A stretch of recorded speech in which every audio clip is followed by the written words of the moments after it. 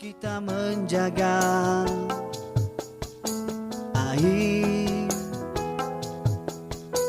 mengalir arus damai terasa.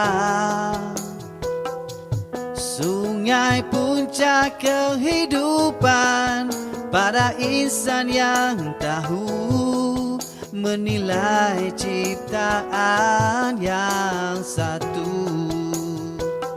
Cintailah sungai kita, menjadi kewajiban bersama. Bersihkan, jernihkan sungai di bumi.